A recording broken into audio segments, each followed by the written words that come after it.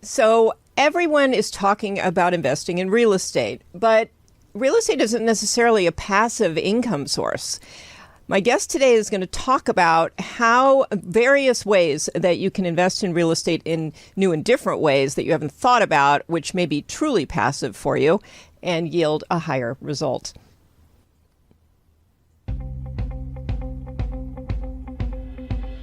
Your relationship with money matters. I'm Michelle Perkins, and this is the Money and You podcast, where I will be breaking down your relationship with money, offering tough love money tips, and a money dating plan that will focus on lifting the barriers to success to help pave the way for better money practices and increased wealth.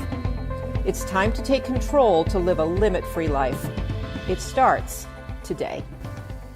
Hello, and welcome to the Money and You Show. I'm Michelle Perkins, your host, and so happy that you're here today. We have a great show. This is going to be super interesting and different. I really think you're going to be surprised at what you learn on this show today. And our guest is a real expert in this area. He's also got his own podcast, which we'll talk about. And let me just tell you a little about him before we bring him on. Lane Kawaoka currently owns 10,000 plus units across the U.S. He lives in Hawaii and recently quit his day job as a professional engineer with an MS in civil engineering and construction management and a BS in industrial engineering. Lane partners with investors who want to build their portfolio but are too busy to mess with tenants, toilets, and termites by curating opportunities in his Hui Deal Pipeline Club, where his investors have personal access to him and know that Lane is personally putting his money on the line too. The Hui Deal Pipeline Club has acquired over $2.1 billion in real estate, acquired by syndicating over $180 million of private equity since 2016. Lane reverse engineers the wealth building strategies that the rich use to the middle class via the top 50 investing podcast, simplepassivecashflow.com. Lane's mission is to help hardworking professionals out of the rat race, one free strategy call at a time. I love that. Welcome, Lane.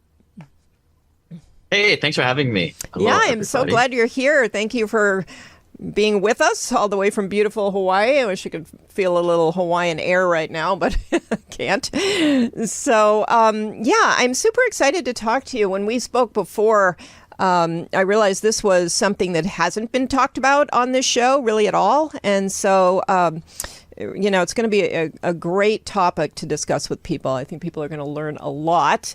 Do you want to just, you made that leap from engineer to doing what you're doing now. You want to talk a little about how all that came about? Yeah, it was kind of a long time coming. I kind of call this the linear path that a lot of white collar professionals go down. We're all taught to go to school, study hard. I became an engineer, started to work, and still following this linear path of, get a good job, work at that job for 40, 50 years, invest in that 401k. And then now we start to open up those traditional wealth building strategies, such as, invest in traditional investments, index funds, ETFs, all the stuff that's under the umbrella of traditional investments. And, to add on to that, buy a house to live in. And that's exactly what I did. A couple of years out of college, I saved up to buy a house to live in. Again, that's what everybody said you were supposed to do. But, I started to rent it out. And, in my early 20s, I realized how powerful rental real estate was. The rents were $2,200 a month and my mortgage was $1,600. So for a young 20-something-year-old kid back then, I think that back in 2010, that was a lot of beer money. But, I quickly realized, wow, if I just did this a handful of more times, I'll be able to exit the rat race and, live off these passive streams of income. Wow. Interesting. That was a pretty early age to have that kind of, insight. Were people advising you at all? Were you studying up on money? What even got you kind of thinking about these things so much?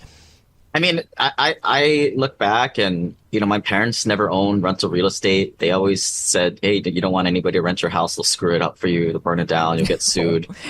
And, I don't know. I just called up an old landlord I had in college, which, turned out to be a property manager. I didn't know. paid them 10% of the rents and, kind of was in business. Huh. I was pretty passive and I could focus on my full-time engineering job. And from that point, I kind of took this, people in our world call this the financial red pill. I was making like 25% returns on my money. People don't believe me. I could do a little whiteboard exercise where you add up the cash flow, which is month to month. The mortgage, the tenants are paying down your mortgage, which is the big difference between you owning your own house and Right. you're the person paying down your mortgage. And then the tax benefits, we can go more into that. And the property appreciating is kind of icing on top of the cake. And when you add all that stuff up, making 20, maybe even 30% plus a year. And I was like looking at my stock holdings, all the 401k stuff, Roth IRA stuff that they said, everybody should do. And it's supposedly makes 6 to 8%, but it goes up and down like a roller coaster. And I start to scratch my head. Is this really what the wealthy do? And I realized no, that answer is no. But it took me a while, buying more and more rentals and really getting into other circles of other accredited, sophisticated, investors to realize that, if you really want to build wealth and take control of your finances, there's a way that you can much safer and much quicker get out of the rat race and, kind of replace your income with passive income from these real estate holdings. Very interesting. And I love that term passive income because it sounds so lovely. Like you just say passive income and you take this breath like, it's going to be. Yeah. But it's also become a little scammy too, right? A lot of people use that. But I like it also because from a tax standpoint, passive income is taxed very different than ordinary income that you get from your W-2 or your 1099 job also. Right. Yeah. I think it's a little bit of a misnomer sometimes. And sometimes passive income comes after you kill yourself to not necessarily in real estate, but in many things. They talk about building a course online and it'll be passive income. Well, only after you create the course, build the course, market there's a tremendous amount of work that actually goes into it initially to get to the place where maybe it is more of a passive kind of income stream.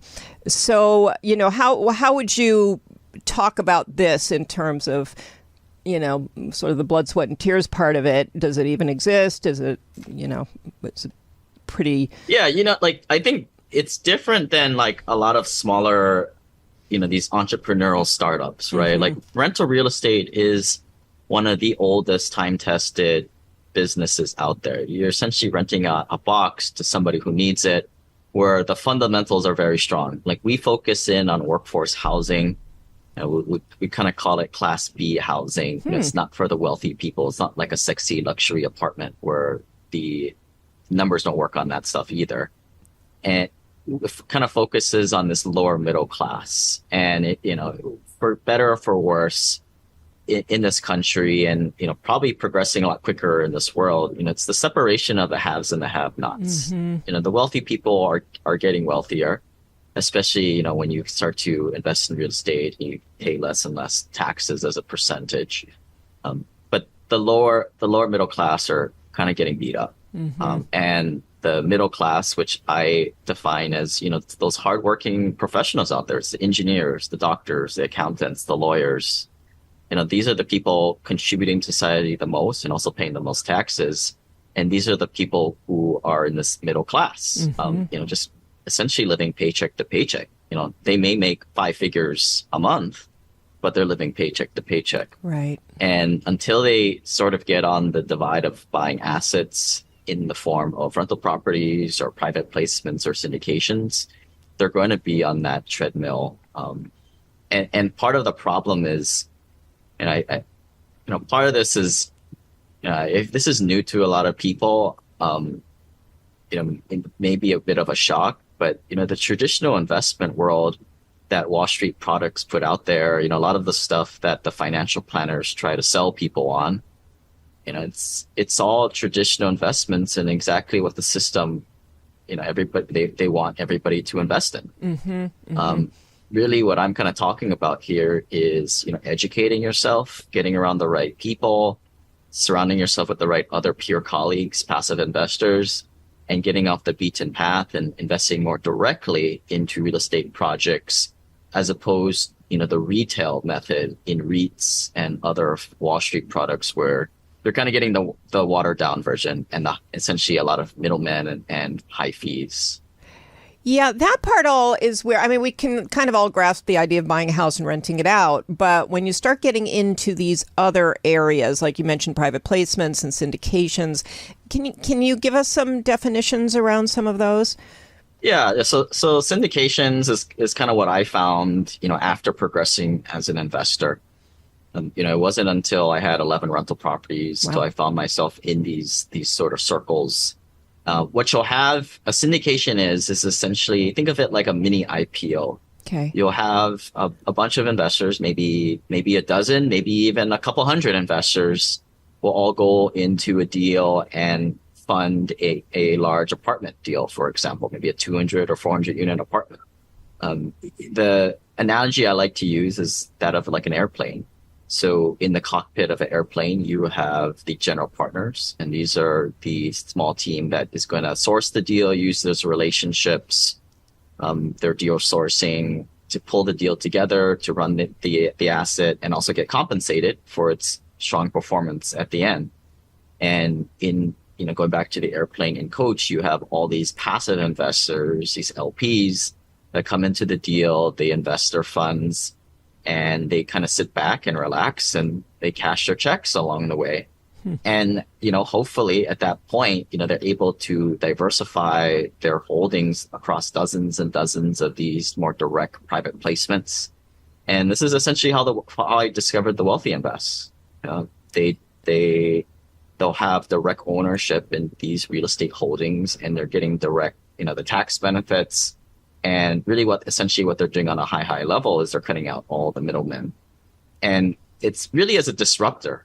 We will go after large assets that are out of touch from, the individual investor who is, obviously looking at single family homes, duplexes, quads, or even, essentially things that are under $10 million, right, where there's a lot of competition.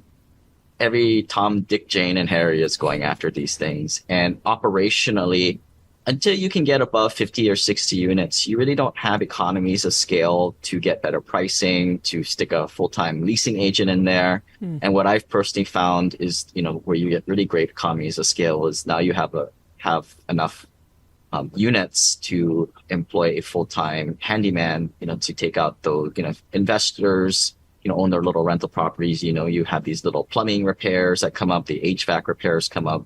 We can kind of take a lot of that stuff out in-house with somebody on salary. Interesting. So that allows us to, go after these larger assets that have a lot less competition. Yet we still stay below the big institutional players that will typically buy these mega 400, 500 unit apartment complexes, or more so in big portfolios. Okay. So, yeah. And so how is that different than the real estate investment trust kind of idea? Yeah, so it's really no different, except the real estate investment trust, it's the ownership structure has a lot more middlemen in it. Okay. Right. So a lot of times, like as I mentioned, the bigger fish, the big institutional players, they're the ones just investing people's lazy retirement money. And quite frankly, they don't really need to get much return because the expectations on that stuff is so incredibly low, they can overpay. But they're looking for easy to run assets because, the guy working in the suit managing all this money, they really don't want to work that hard. And I don't blame them. Right. But that all their capital is coming from these real estate investment trusts, these Wall Street products. And that's all these hardworking Americans, hardworking money there. However, it is definitely not work very hard there. And that is ultimately the sad thing. And that is evident within the returns in these types of alternative investments when you're more directly investing in the source. Okay.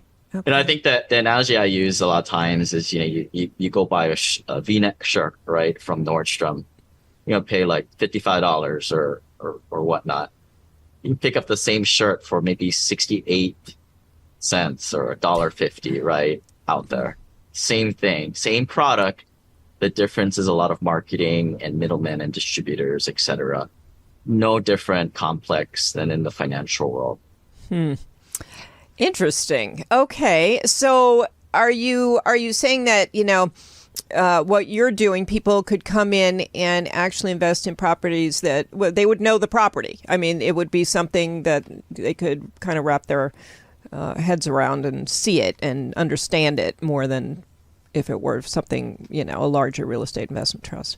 Yeah, and I like I said, I was investing for quite a while. I had 11 rental properties, was doing it all myself, but I didn't realize there was this sort of, shadow world doing this, or people call this the country club world, right? Yeah. Obviously, nobody goes to the country club these days because who's got time for golf, right? But people will get together in this arrangement and buy large apartment buildings.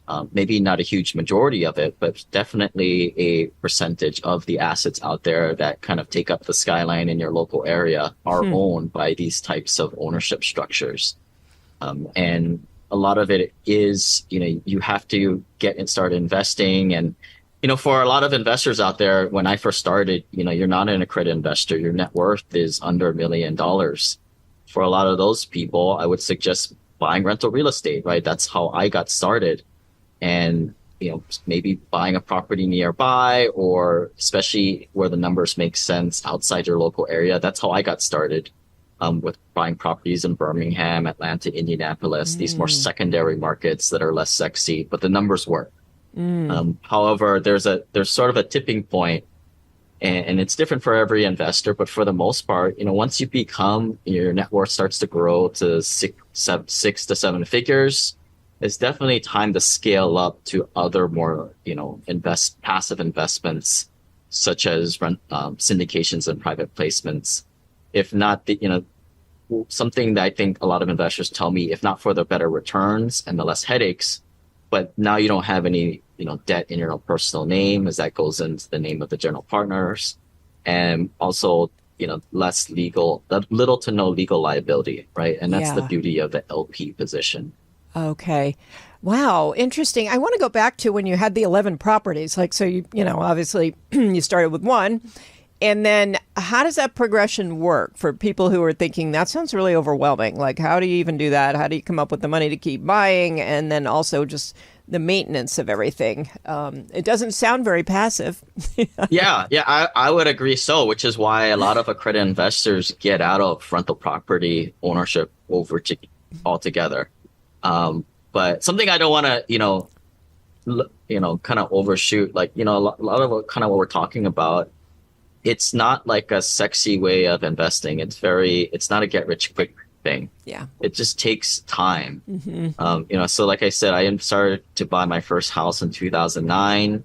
And then I, just from my day job, I made a decent salary as an engineer. More importantly, I was pretty frugal. I think in the beginning, I was able to save $50,000 a year. Wow. For a few years there, I think one of my things was, I started to travel all over for work, because I was a construction supervisor and I just didn't rent anywhere. So I pocketed all that money. So I was able to save, 6 figures to put to down payments for investments. Wow. And that's essentially the growth plan. You can get these great Fannie Mae, Freddie Mac loans, 20% down. So if a lot of these rental properties are about $100,000, $120,000, you can get in with $20,000, $25,000 for a down payment for each one. Today, most of our investors are accredited, and they'll typically save anywhere from $50,000 to $100,000 a year, enough for them to go into a private placement or syndication every year. But, if they were starting out, that would be enough to maybe buy 2 or 3 houses every year with that chunk of cash. But, I think one thing, if people haven't realized this, we're not talking about, I think, which people see a lot out there, on the house flipping shows, wholesaling, all these I don't want to come across as too high and mighty, but a lot of those strategies are predicated for lower net worth investors.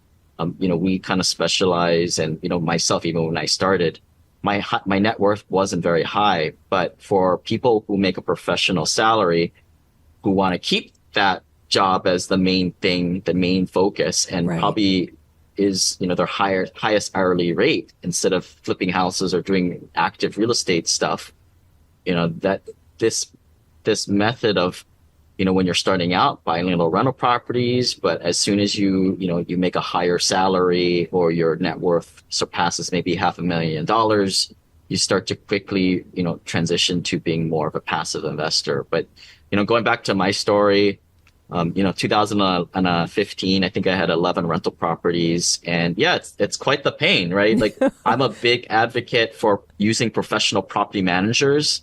A lot of old school investors who, in my opinion, do it wrong. They like to be cheap and they like to save money and do it all themselves, but that doesn't allow you to scale, and that takes important, precious time away from you from maybe being a doctor or being a dentist or being an engineer and making multiple six figures at your day job. Really, again, where you should be putting your biggest time and effort into. And, that is really what powers to build your portfolio, is the principal generation.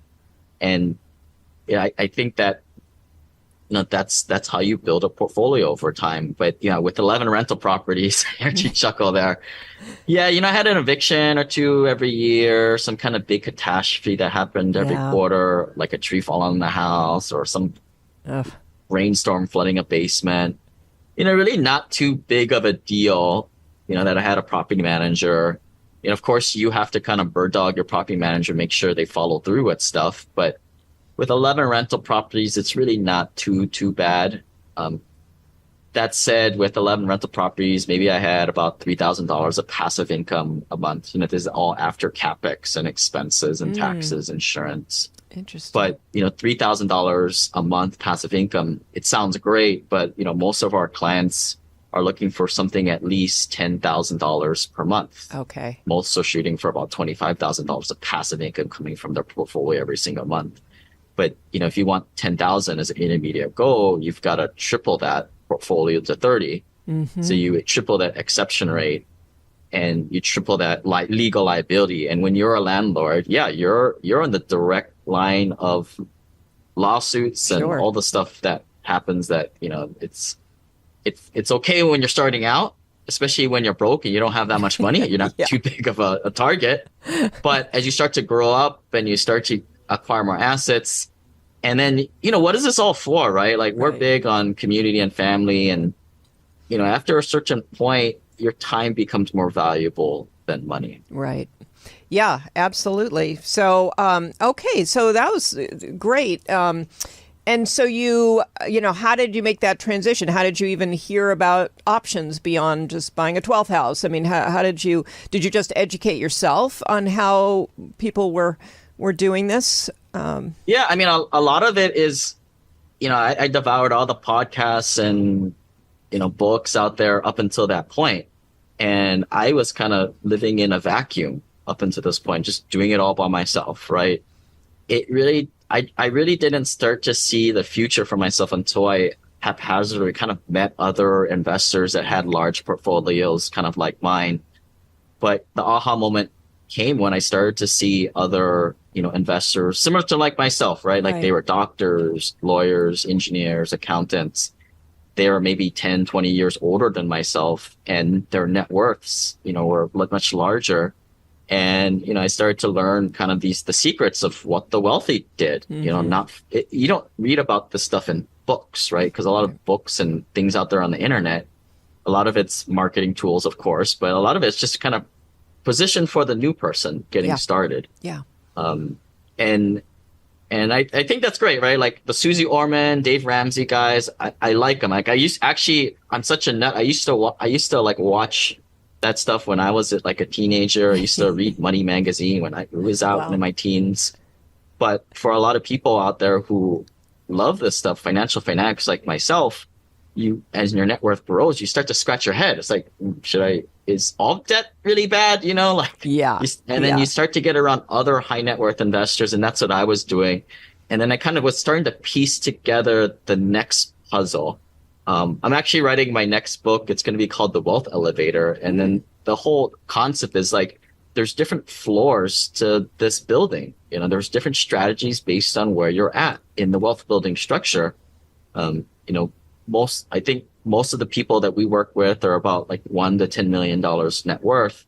But, there's definitely a strategy between 1 to 4 million. Mm-hmm. And then when you get to end game, which I define as $4 to $5 million net worth, where you have a pretty dang comfortable life living off your passive income, there is a strategy after that. So that's what I'm kind of writing about now and uncovering. But a lot of these strategies came from interacting with real other accredited investors. There's no guru. There's no book for this. Yeah. I didn't have a fake rich uncle telling me what this stuff was. If I did, it would have been obsolete by now, right? Because the game changes and the players change and the tax strategies change as you move through this stuff. But yeah, and I think that was, today kind of what I do is, we kind of curate the community and the ecosystem so people have a place where they feel safe and comfortable discussing these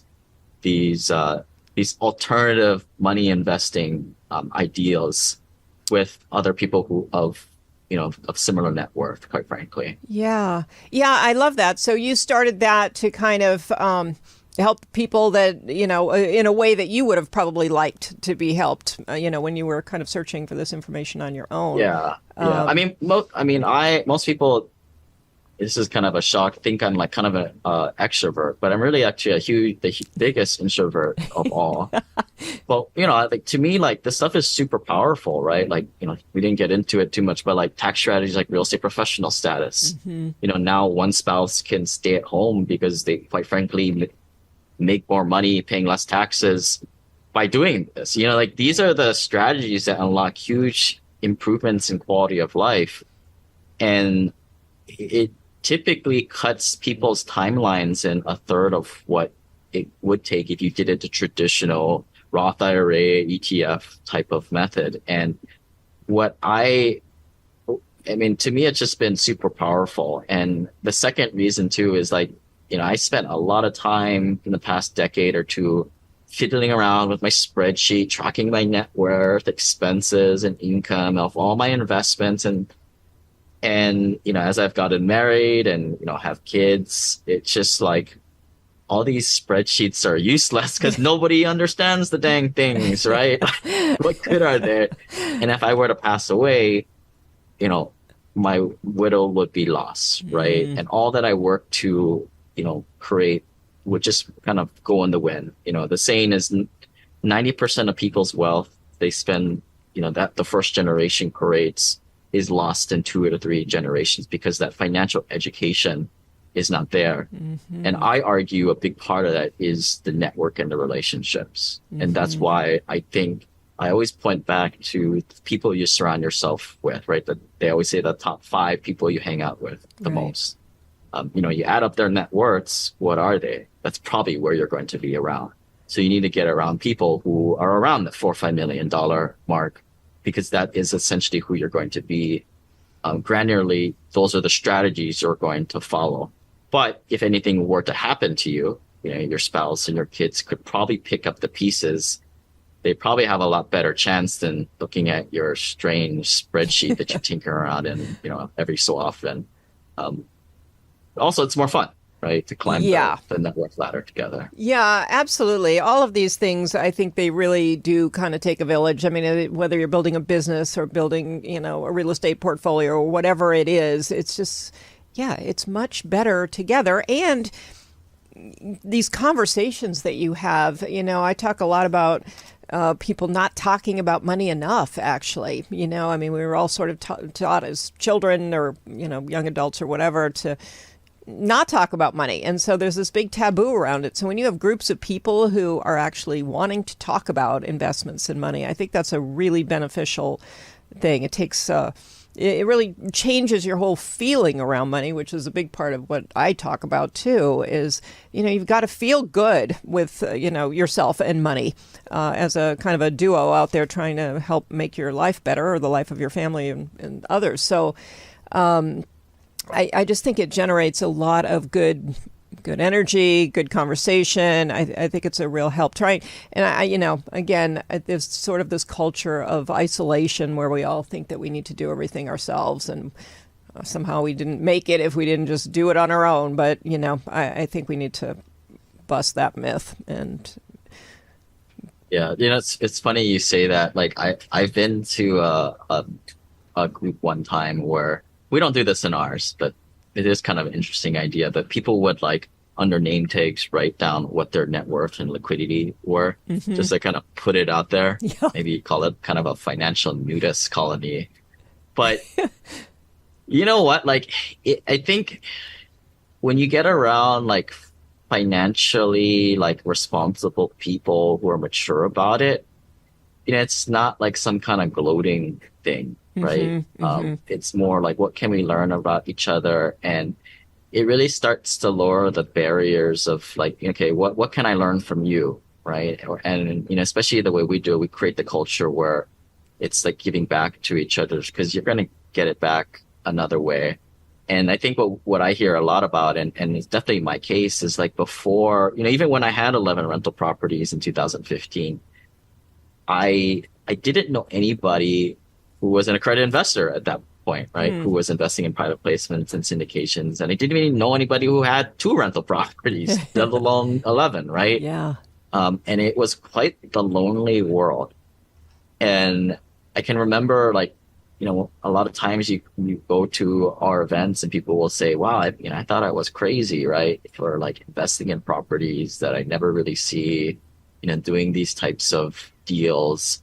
And it's very or maybe not counterculture, but a subculture of investors who do it like this. And it's, they rely on their network, to get referrals. And more importantly, they use the network to vet out people to stay away from. Right. Because make no mistakes, there are sharks out there in this world. I've kind of stepped on a few of them myself, which is pretty common when you don't have a community around you. Right. And how do you find the people that you can trust? I mean, what should we be looking for to know that a group is credible? Well, I mean, that's why I say focus on the, interacting with the passive investors, the clients. People can come to our website, get educated first, right? So they're speaking the lingo.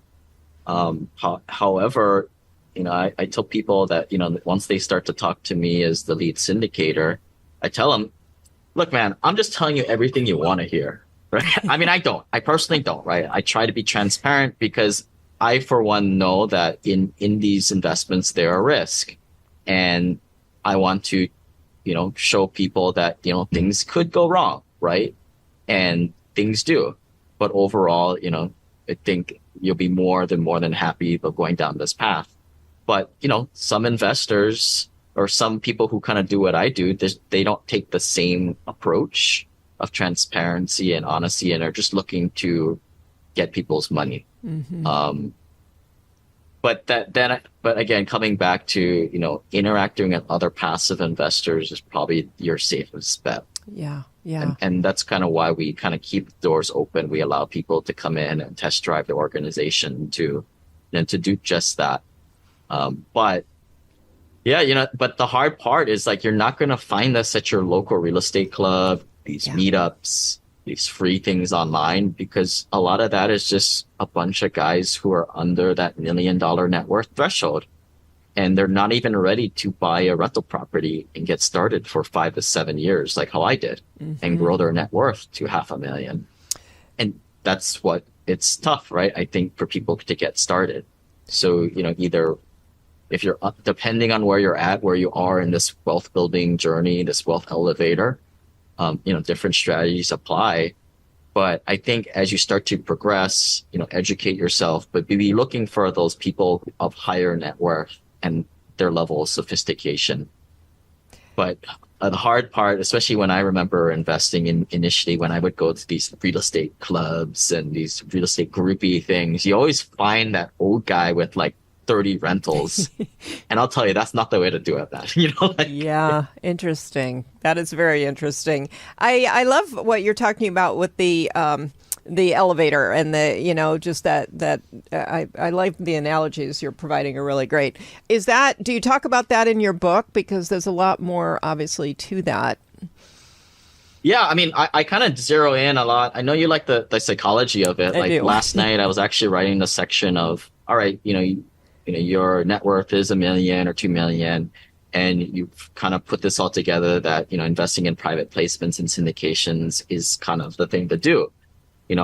Based on what I see from our investor base, like what the heck happens, right? Like, what do people normally do? What I see is people kind of dive into the stuff, maybe about with 10 to 20% of their net worth, because, if you've never owned a rental property before, this may all be very new to you. And none of our investors are stupid. So they are not ones to just jump off a ledge and, invest a large amount, right? So again, what most people will do, maybe 10, 20% of their net worth, maybe that might be a couple 100,000, maybe 250,000, somewhere around there. And, they'll spread it around a few deals at the minimum. And then they'll go through this incubation period of, 2 to 5 years, because typically that's typically the time how long deals last. And in this time, they're waiting for that confirmation, right? Either from a refinance or a sale, or some people are just happy getting routine distributions throughout that time. But, in that time, I think people need to be searching for their community, their tribe of people around them, whether they join our organization or inner circle, or they're just kind of piecing together their network on their own. Mm-hmm. But, as soon as people get those confirmations that it's working through full cycle deals, then you have to increase your amount of alternative investments. For people under $3 million net worth, you've probably got to get that alternative investments up to 50, 60, 70, 80% alternative investments. Why? Because alternative investments provide better returns and allow you to create passive income. From a tax standpoint, now allows you to probably negate all that income and not pay any taxes. And that's kind of the benefits on both ends. Better returns and taxes. For people who are higher net worth, 5 million plus, they could probably be okay, in just investing 20 to 50% of their net worth into alternatives. But to me, for people under 50 years old, unless you're making $400,000, $500,000 a year as your day job, which some of our investors are, right?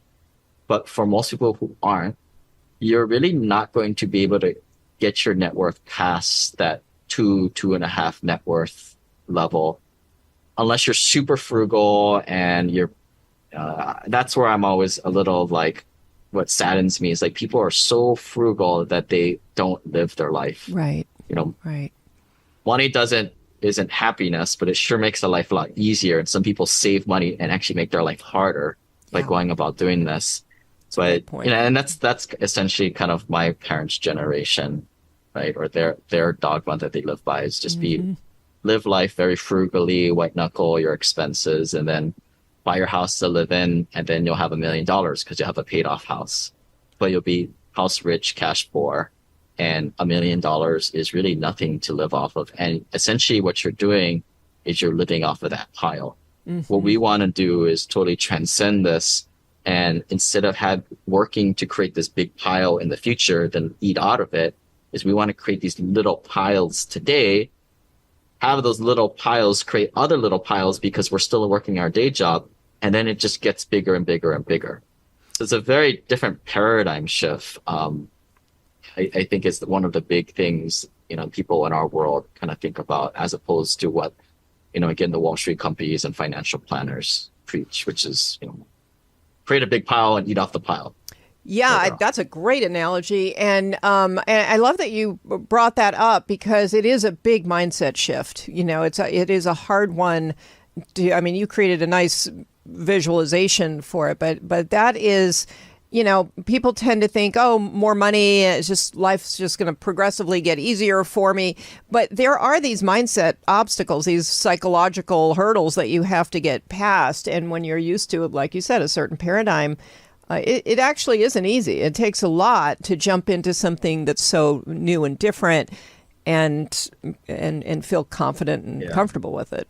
I mean, the most common one I see is, for most people, they had this traditional idea of paying down their house, right?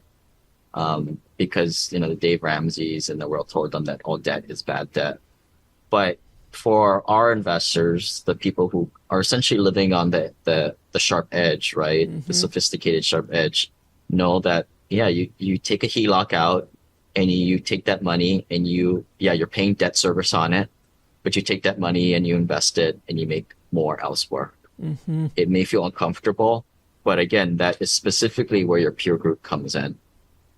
I mean, this is no different than what the banks do, right? The banks pay us interest and they go and invest it elsewhere. Mm-hmm. They also invest in apartment buildings in this format too, by the way. But, I think it happens even in our high levels of our group, right? Like investors still have this, they're so ingrained in like doing things the right way, right? Like, some people are rule followers. A lot of our investors are good, high ranking professionals in their companies, and you don't get there without being a bit of a rule follower. Yeah. But in this case, what I always say is like, question things, right? Why would I want to have my money just sitting in my house, barely keeping up with the pace of inflation, when I could pay a little money every month to unlock it and then make a higher return, Mm-hmm. Yeah. Yeah. And unlock the tax benefits that allow me to pay a fraction of the taxes that I would otherwise. Right. Yeah. You can't forget that piece of the puzzle, because that is creating wealth all on its own. So, well, Lane, this is super interesting. How can people learn more? I mean, I think this was just enough to pique an interest here, but there's obviously so much more. And I know you've got your book people can read, your earlier one. You've got another one coming out. So congratulations. That's super exciting. And you've got a podcast. So tell people how they can contact you, learn more from you. Yeah. So if they're a podcast listener, they can go to simplepassivecashflow.com. Check out the podcast there. I'm sure it's on iTunes, Google Play. The old book that we released a few years ago, I think it's called The Journey to Simple Passive Cash Flow. It's a really quick read. I think it's like 99 cents on Kindle, or like $5 if you want the hard copy. Cool. But I am working on that more in-depth one coming up before the end of the year there. I will probably call it The Wealth Elevator. Great. Guess we get that I think we got that trademark recently. I hope so. But if people out there are, more on the credit investor threshold, and they need some extra help, feel free to email us at team@simplepassivecashflow.com, or just email myself, lane@simplepassivecashflow.com. Thank you. And, I think one of my biggest takeaways from this was really this idea of, keeping your day job and building to a certain point before you're just, kind of thinking of yourself as a real estate investor who doesn't need, to work anymore. I think that was a really great point, because I do think people get excited about the hype around everything and may want to leap over the foundation that they need to really make this work properly. There's a difference between being a real estate investor and a real estate entrepreneur. I think more often than not, the focus goes to the house flippers or the wholesalers, or even people who are a little bit more, active on the rental property side. To me, that makes sense when your net worth is under $500,000 and, you're making less than $150,000 at your salary. As I'm realizing, more importantly, it's more like, what is your constraints on your time? Mm-hmm. As I always have consults with all my investors, if you've got more than a couple kids, dude, just hang out with your kids, man. But like most of our investors, like I said, make, multiple six figures and are a little bit older in life, like my age, I guess. And they have families, and, sometimes they don't like their day jobs. So it's kind of hard for them to hear, hey, dude, just stay at your day job. You make a good hourly rate, than flipping houses.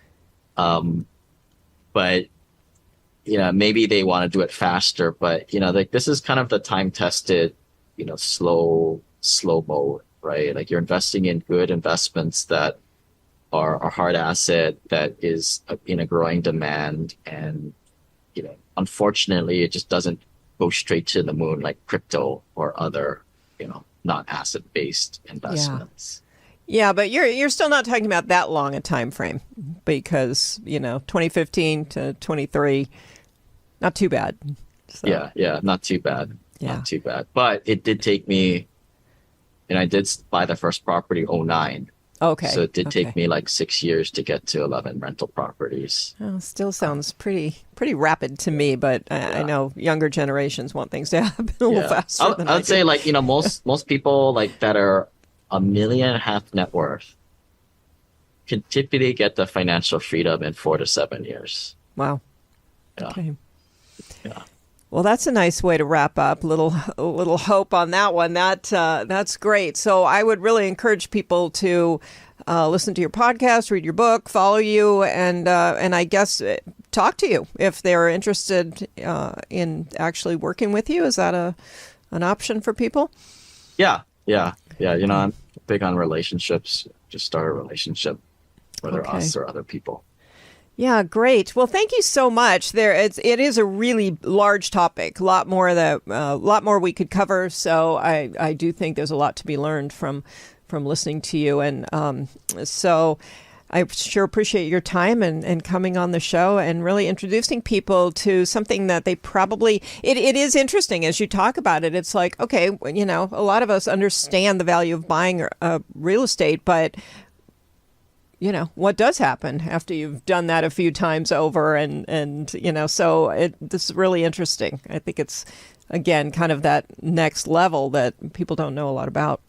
So, yeah, so thank you. Appreciate your being here and sharing a lot of great tips and interesting information. So yeah, thanks for having me. Yeah, no, that was great. So thank you. And thank you, audience, for being here. Love having you on the Money and You Show. You can find us where all the podcasts are found on all the different platforms and Roku and the Limit Free Life YouTube channel. So we try to bring you a lot of interesting guests and interesting topics so you can round out your money education here too. You can reach out to me at Michelle@limitfreelife.com and ask me any questions. I have an upcoming Your Money Date program that teaches you how to develop this relationship with money by dating it.